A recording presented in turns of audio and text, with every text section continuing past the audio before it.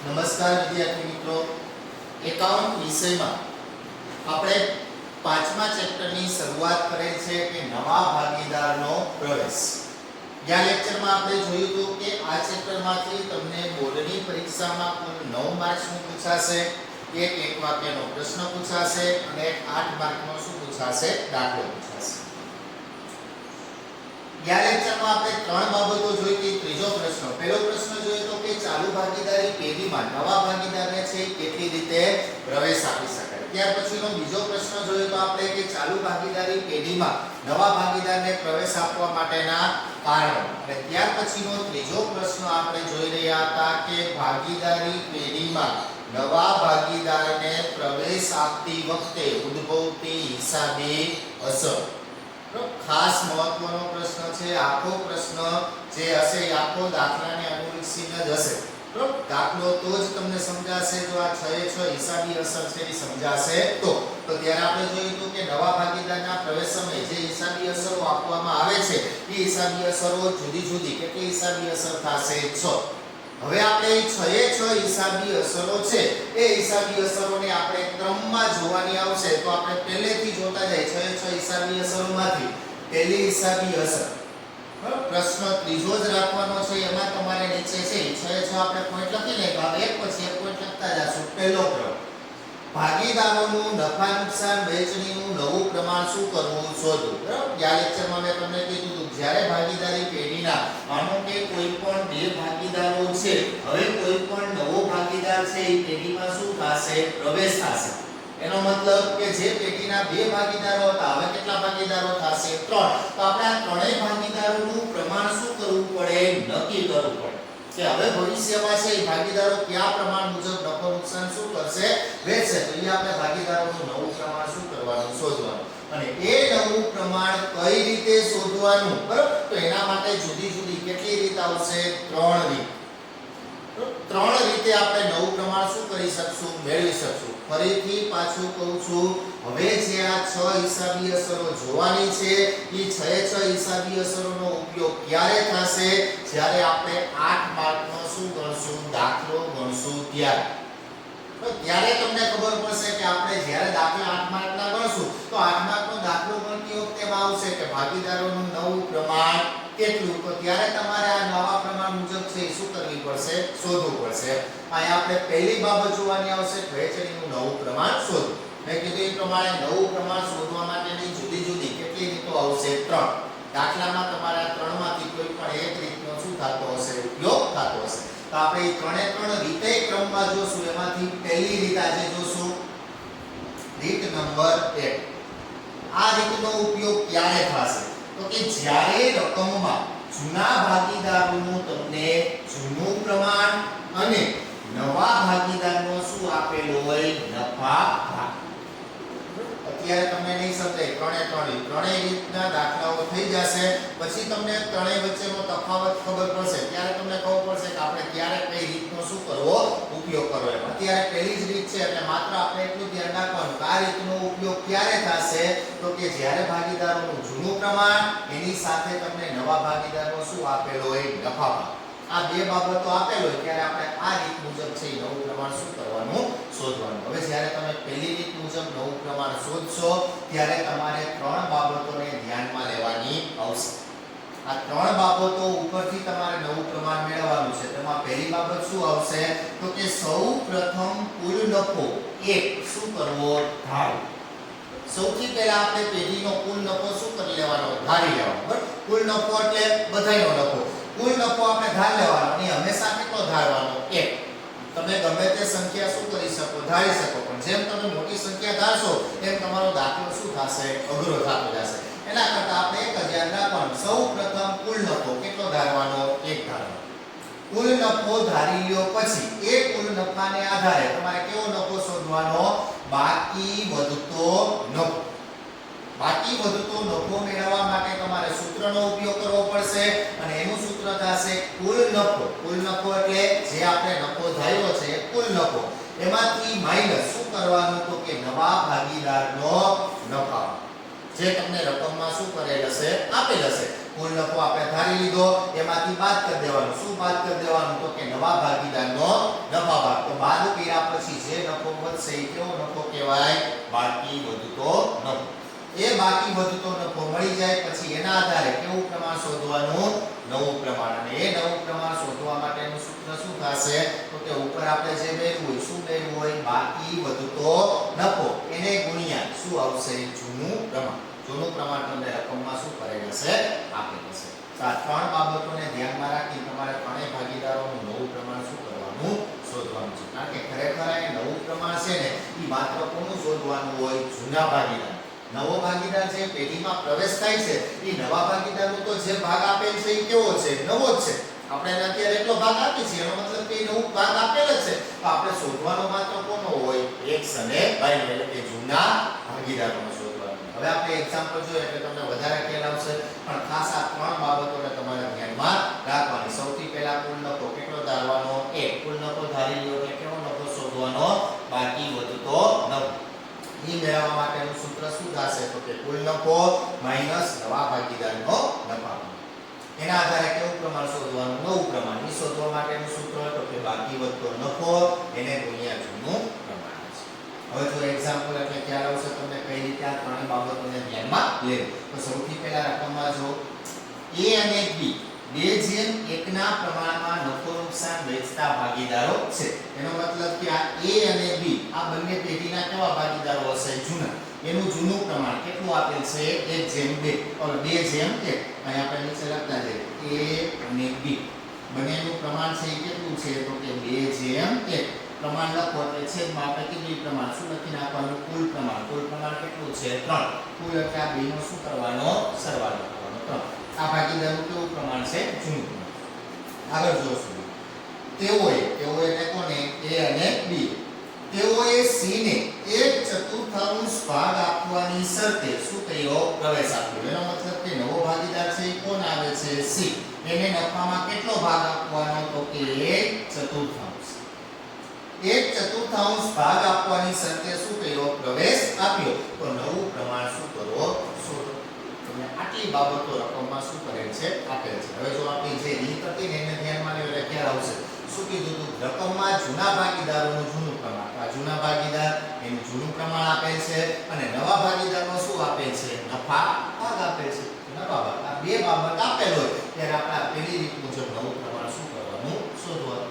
હવે આપણે એ રીત મુજબ નવું પ્રમાણ શોધીશું ત્યારે સૌથી પહેલા આપણે કેટલી બાબતોને ધ્યાનમાં રાખવાની? 3. સૌથી પહેલા કુલ નફો કેટલો ધારવાનો? 1. તો અહીંયા આપણે ધાર લઈએ કે ધારો કે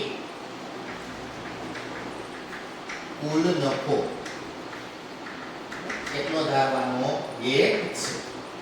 કુલ નફો ધારી લ્યો પછી કયો નફો શોધવાનો? બાકી વધતો નફો. અને બાકી વધતો નફો મેળવવા માટેનું સૂત્ર તો બાકી વધતો નફો. એ મેળવવા માટેનું સૂત્ર શું થશે? ઉપર આપણે જે ધાર્યું શું ધાર્યું? કુલ નફો. એમાંથી માઈનસ શું કરવાનું? તો કે નવા ભાગીદારનો નફા ભાગ. નવા ભાગીદારનો નફા ભાગ. એનું સૂત્ર યાદ આવવું. હવે આપણે એની કિંમત શું કરવાની? મૂકી જવાની. હવે કિંમત મૂકતા જાવ. કુલ નફો આપણે ધાર્યો કેટલો છે? 1. તેની નિશાની આવશે માઈનસ નવા ભાગીદારનો નફા ભાગ. તો આપણે રકમમાં આપેલ છે. નવો ભાગીદાર કોણ છે? C. એનો નફા ભાગ તો કે 1/4. હવે આ શું કરવાનું? તો કે વચ્ચે કેવી નિશાની છે? માઈનસ. બરાબર? જે તમે ચોથા ચેપ્ટરમાં કરતા લાભ અને ત્યાગના દાખલાઓ મેળવતા ત્યારે આના છેદમાં કાંઈ નથી. એનો મતલબ તો 1 તો છે પણ અહીંયા દર્શાવવાની કાંઈ જરૂર નથી. તો હવે જ્યારે માઈનસ હોય ત્યારે આપણે શું કરતા? તો કે કેવો ગુણાકાર કરવાનો? એનો ક્રોસ ગુણાકાર. ક્રોસ ગુણાકાર કરો ત્યારે હંમેશા ધ્યાન રાખજો શરૂઆત પહેલા પદથી જ કરવાની. તો અહીંયા 1 એટલે કેટલા થશે? 4. કેવી નિશાની? માઈનસ. 1 * 1 અને કાંઈ નથી એટલે 1. તો 1 * 1 છેદમાં 2 નો ગુણાકાર તો 4. તો છેદમાં શું આવશે? 4. ચાલો એવો કઈ રીતના મેળવ્યો? કેવો ગુણાકાર કરવાનો? ક્રોસ ગુણાકાર. અહીંથી શરૂઆત કરવાની. 1 * 4 એટલે 4. માઈનસ ના માઈનસ. 1 * કાંઈ નથી એટલે 1 * 1 એટલે 1. છેદમાં 4 ના 4. બાદ કરો. 4 માંથી 1 બાદ કરો એટલે કેટલા વધશે? 3. 3 ના છેદમાં કેટલા આવશે? 4. આ જે આપણે મળ્યું શું મળ્યું? તો કે બાકી વધતો નફો. કુલ નફો ધાર લીધો 1, એના આધારે સૂત્ર યાદ રાખવાનું, બાકી વધતો નફો 3/4. બાકી વધતો નફો મળી જાય એટલે કેવું પ્રમાણ શોધવાનું? નવું પ્રમાણ. એ નવું પ્રમાણ મેળવવા માટે પણ તમારે શેનો ઉપયોગ કરવાનો? તો કે સૂત્રનો. નવું પ્રમાણ બરાબર શું મેળવું? તો કે બાકી વધતો નફો એને ગુણ્યા શું આવશે? જૂનું પ્રમાણ. હવે આપણે નવું પ્રમાણ માત્ર કોનું મેળવવાનું છે? તો કે જૂના ભાગીદારોનું. નવા ભાગીદારનું તો આપેલ જ છે, અહીં જૂના ભાગીદારનું પહેલા આપણે કોનું નવું પ્રમાણ મેળવશું? n. હવે આપણે ત્રણેય ભાગીદારોનું મેળવતું જવાનું n. બાકી વધતો નફો, તો બાકી વધતો નફો આપણે શોધ્યો, કેટલો મેળવો? 3/4. એની નિશાની આવશે ગુણ્યા જૂનું પ્રમાણ. કોનું જૂનું પ્રમાણ? એનું. તો એનું જૂનું પ્રમાણ કેટલું છે? 2. 2 ના છેદમાં કેટલા આવશે? 3. 2 ના છેદમાં 3. આ બાકી વધતો નફો એને ગુણ્યા જૂનું પ્રમાણ 2 ના છેદમાં 3. હવે અહીંયા ધ્યાન રાખજો, જ્યારે કોઈ પણ ચાર પદ હોય ત્યારે જો વચ્ચે માઈનસ કે પ્લસ હોય ને તો એનો કેવો ગુણાકાર થાય? ક્રોસ ગુણાકાર. પણ જ્યારે તમને કોઈ પણ પદ વચ્ચે ગુણાકારની નિશાની હોય ને ત્યારે ક્રોસ ગુણાકાર કરવાનો નથી, ત્યારે કેવો ગુણાકાર કરવાનો? સીધો. સીધો એટલે કે અંશે અંશનો ગુણાકાર, છેદે છેદનો ગુણાકાર. તો જ્યારે કોઈ પણ પદમાં ગુણાકારની નિશાની છે ત્યારે સીધો ગુણાકાર, અંશે અંશનો. 3 ગુણ્યા 2 એટલે તો કે 6, એના છેદમાં 4 ગુણ્યા 3 એટલે 12. આ ભાગીદારનું કેવું પ્રમાણ આવી ગયું? નવું. એ જ પ્રમાણે કોણ મેળવશું આપણે? ત્રિભાગીદાર. સૂત્રમાં જોતું જવાનું, બાકી વધતો નફો, તો બાકી વધતો નફો આપણે શોધ્યો તો કેટલો આવ્યો? 3/4. એને ગુણ્યા જૂનું પ્રમાણ, તો b નું જૂનું પ્રમાણ કેટલું છે? 1. 1/3. બંને પદ વચ્ચે કેવી નિશાની છે? ગુણાકાર. એટલે કેવો ગુણાકાર કરવાનો? સીધો. 3 ગુણ્યા 1 એટલે 3 છેદમાં 4 ગુણ્યા 3 એટલે 12. આ બંને ભાગીદારોનું કેવું પ્રમાણ આવી ગયું? નવું પ્રમાણ. મેં અગાઉ પણ કીધું, આપણે નવું પ્રમાણ માત્ર કોનું મેળવવાનું છે? જૂના ભાગીદારનું. નવા ભાગીદારનું નવું પ્રમાણ આપેલ જ છે. તો હવે આપણે બેયનું મળી ગયું, પણ આપણે લખવાનું કોનું છે? ત્રણેયનું. તો હવે ત્રીજો ભાગીદાર કોણ છે? c. c નું નવું પ્રમાણ કેટલું આવશે? તો કે 1/4. આ ત્રણેય ભાગીદારનું કેવું પ્રમાણ આવ્યું? નવું પ્રમાણ. એક ખાસ ધ્યાન રાખજો વિદ્યાર્થી મિત્રો, હવે આપણે એને પ્રમાણમાં લખવું છે. પ્રમાણમાં એટલે શું કહેવાય? આને 2/1 એને શું કહેવાય? પ્રમાણ. 3/2/1 એને શું કહેવાય? પ્રમાણ. જેમાં પ્રમાણમાં લખવું, તો હવે આપણે ત્રણેય ભાગીદારોને પ્રમાણમાં લખવું હોય તો કે a, b અને c, તો આ ત્રણેય ભાગીદારોનું પ્રમાણ કેટલું કહેવાય? તો એને પ્રમાણમાં લખવું હોય તો એના માટેનો નિયમ શું હોય? તો કે જ્યારે કોઈ પણને પ્રમાણમાં લખવું હોય ત્યારે ત્રણેય ભાગીદારો હોય તો ત્રણેય ભાગીદારના છેદ કેવા આવવા જોઈએ? સરખા આવવા જોઈએ. છેદ કેવા આવવા જોઈએ? સરખા. તો તમે એને પ્રમાણમાં શું કરી શકો? દર્શાવી શકો. તો અહીંયા જોજો, ત્રણેયના છેદ સરખા છે? તો કે નહીં. આ બેના છેદ સરખા છે, આના છે નહીં. તો આપણે એના છેદ શું કરી નાખવાના? સરખા કરી નાખવાના. હવે છેદ સરખા કરવા હોય તો આ બે જોડો, આ બેના છેદમાં કેટલા છે? 5. આના છેદમાં કેટલા છે? 4. તો હવે આપણે એને કેટલા વડે ગુણી તો 12 થાય? તો કે 4 ને કેટલા વડે ગુણશું? નવા ભાગીદારનું જે પ્રમાણ છે એ કેટલું આપ્યું છે? 1/4. એને ગુણ્યા. હવે જોઈ લેવાનું, આ બેના છેદમાં કેટલા છે? 12. આયા 12 લેવા માટે કેટલા વડે ગુણશું? તો કે 3 વડે. તો જ્યારે કોઈ પણ સંખ્યાને તમે છેદમાં ગુણો તો એ જ સંખ્યાથી ક્યાં ગુણવાનું? અંશમાં. અંશને કેટલા લખી નાખવાના? 3/3. પણ અહીંયા ખાસ ધ્યાન રાખજો, મેં કીધું એ પ્રમાણે નવું પ્રમાણ, બાકી વધતો નફો, આ સૂત્ર અહીંયા પૂરું થઈ ગયું. અહીંયા આપણે માત્ર શું કરી છે? તો કે નવા ભાગીદારના છેદ શું કરવાના? સરખા કરવાના. તો હવે એને ગુણાકાર કરો, એટલે ગુણાકાર, અંશે અંશનો ગુણાકાર. 1/3 એટલે 3 છેદમાં 4 તેરી 12. થઈ ગયું. આ આપણે માત્ર શું કર્યું? તો તેના છેદ સરખા કરો. હવે ત્રણેયના છેદ સરખા થઈ ગયા. તો એને પ્રમાણમાં લખવું હોય તો એનું પ્રમાણ શું થાય? અંશમાં હોય ને એનું પ્રમાણ મળવાનું. એમાં કેટલું છે? 6 જેમ b નું 3 જેમ c નું 3. આ ભાગીદારનું કેવું પ્રમાણ કહેવાય? નવું પ્રમાણ. આ રીતે આપણે નવા પ્રમાણની શું કરવાની? ગણતરી કરવાની. હા, ત્યાં તમે હજી એને પ્રમાણને નાનું કરવું હોય તો કરી શકો.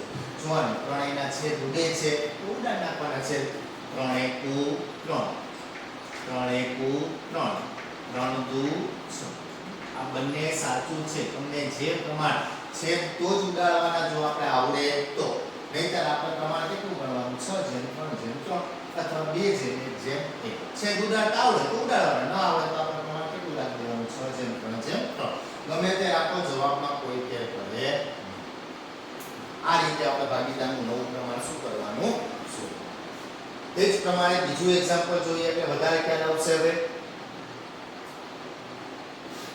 ત્યાં કીધું આપણે x અને y x અને y 3/2 ના પ્રમાણમાં નફો નુકસાન વેચતા ભાગીદારો છે આ x અને y એ બંને કેવા ભાગીદારો હશે જૂના એનું પ્રમાણ કેટલું છે તો કે 3/2 પ્રમાણ લખો એટલે છેદમાં કુલ પ્રમાણ 3 + 2 એટલે કેટલા થશે 5 તેઓએ છેદને 1/3 ભાગ આપવાની શરતે શું કર્યો પ્રવેશ આપ્યો નવો ભાગીદાર છે કોણ આવે છે જે એને નફામાં કેટલો ભાગ આપવાનો તો કે 1/3 આ નવા ભાગીદારનો નફા તો નવું પ્રમાણ શું કરો શોધો અને જૂના ભાગીદારનું જૂનું પ્રમાણ નવા ભાગીદારનો શું આપે છે નફા ભાગ હવે આપણે નવું પ્રમાણ શોધવું હોય ત્યારે કેટલી બાબતો ધ્યાનમાં રાખવાની ત્રણ સૌથી પહેલી બાબત તો કે કુલ નફો શું કરવાનો ધારવાનો તો કે ધારો કે કુલ નફો 1 છે કુલ નફો કેટલો થાય આપણે 1 છે કુલ નફો ધારી લ્યો પછી કેવો નફો મેળવવાનો તો કે બાકી વધતો નફો એ મેળવવા માટેનું સૂત્ર શું થશે તો કે ઉપર આપણે શું થયું તો કે કુલ નફો એમાંથી બાદ થશે નવા ભાગીદારનો નફા ભાગ હવે એની કિંમત મૂકો એક પછી એક કુલ નફો કેટલો થયો આપણે 1 એવી નિશાની આવશે માઈનસ નવા ભાગીદારનો નફા ભાગ એ તમને રકમમાં આપે છે નવો ભાગીદાર કોણ છે જે એનો નફા ભાગ 1/3 બંને પદ વચ્ચે કેવી નિશાની છે માઈનસ તો કેવો ગુણાકાર કરવાનો ક્રોસ ગુણાકાર શરૂઆત પહેલા પદથી કરો 1 × 3 એટલે 3 કેવી નિશાની આવશે માઈનસ 1 × 1 એટલે 1 છેદમાં બે પદનો ગુણાકાર એટલે 3 બાદ કરો 3 માંથી 1 બાદ કરો એટલે 2 છેદમાં કેટલા આવશે 3 અને બાકી વધતો નફો કેટલો આવ્યો બાકી વધતો નફો 2/3 બાકી વધતો નફો મળી ગયો હવે એના આધારે આપણે કેવું પ્રમાણ શોધવાનું તો કે નવું પ્રમાણ એ નવું પ્રમાણ મેળવવા માટેનું સૂત્ર શું થશે નવું પ્રમાણ બરાબર જે આપણે અગાઉ મેળવ્યું શું મેળવ્યું તો કે બાકી વધતો નફો બાકી વધતો નફો એને ગુણ્યા શું આવશે જૂનું પ્રમાણ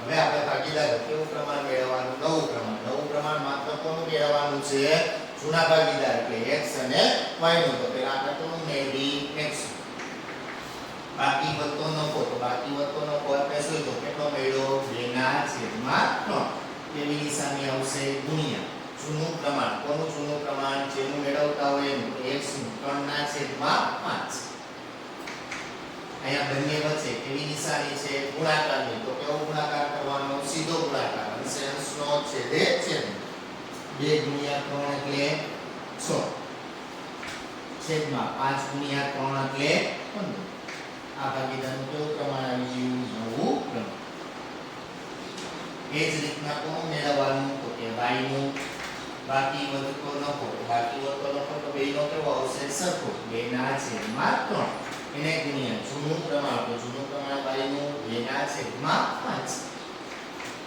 તો ગુણાકાર કરવાનો સીધો ગુણાકાર 2 × 2 એટલે 4 છેદમાં 3 × 5 એટલે 15 આ બંને ભાગીદારનું કેવું પ્રમાણ આવી ગયું નવું પ્રમાણ આપણે કોનું જોઈ છે 3/3 નું તો હવે ત્રીજો કયો ભાગીદાર આવશે નવો ભાગીદાર આ નવો ભાગીદાર કોણ છે જે અહીંયા ખાસ ધ્યાન રાખજો બાકી વધતો નફો લખવાનો નથી તો માત્ર છેદનું નવું પ્રમાણ આપેલ છે આપણે કેટલું આપ્યું 1/3 માત્ર આપણે હવે એને પ્રમાણમાં દર્શાવવા માટે શું કરવાનું તો કે છેદ સરખા કરવાના તો અહીંયા ઉપર આપણે જોવાનું કે ઉપર x અને y નું તો x નું નવું પ્રમાણ 6/15 y નું 4/15 z નું 1/3 એને પ્રમાણમાં લખવું છે તો આ 2/3 કેટલા 15. તો અહીંયા 15 લઈ આવવા માટે આપણે કેટલા વડે ગુણશું? તો કે 3 ને કેટલા વડે ગુણશું? 5 વડે. પણ છેદમાં જે કિંમતથી ગુણો એ જ કિંમતથી અંશમાં ગુણવાનું.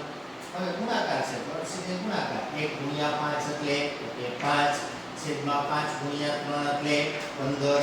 આ ત્રણેયના છેદ કેવા થઈ ગયા? સરખા. તો હવે આપણે એનું નવું પ્રમાણ લખી તો x y ને z છેદ સરખા થઈ ગયા તો અંશમાં હોય એનું પ્રમાણ 6/4/5.